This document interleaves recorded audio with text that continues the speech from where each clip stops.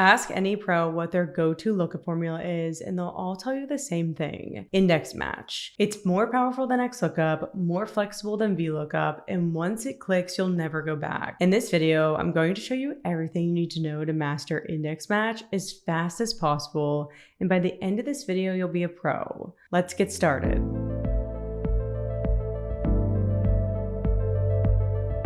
For example, here we have a summary table showing total sales for each of our sales rep by quarter, and we want to look up the total sales for the rep entered in cell I2 so we can quickly pull any rep's numbers. Instead of scanning through the table manually each time, we can use index match to set this up. Index match is actually two functions working together. Index returns a value from a specific position in an array, and match finds the position of a value within a range.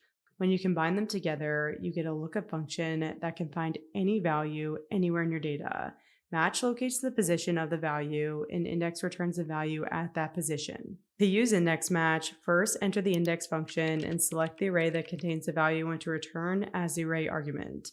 In this case, we want to return total sales, so I'm going to select the total sales column.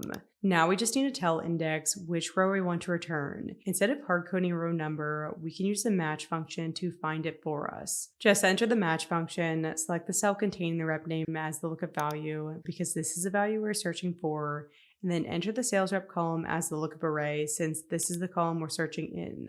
Lastly, enter 0 as the match type to search for an exact match. Close both functions with parentheses, and hit enter to instantly return TaylorBook's total sales.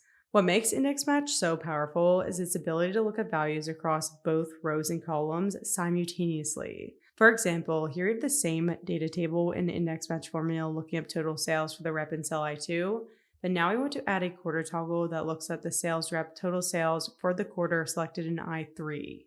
To do this, all we need to do is replace the array argument with all of the quarterly sales values, and then add a second match function to look up the column position of the quarter we want. Just enter match, select the quarter cell as the lookup value, select the quarter headers as the lookup array, and set the match type to 0. Hit enter, and we've officially created a two-way index match formula that automatically updates based on both the rep and the quarter selected. You just learned what most Excel users spend years trying to figure out. If you found this video helpful, hit the thumbs up button and subscribe to our channel for more Excel tips.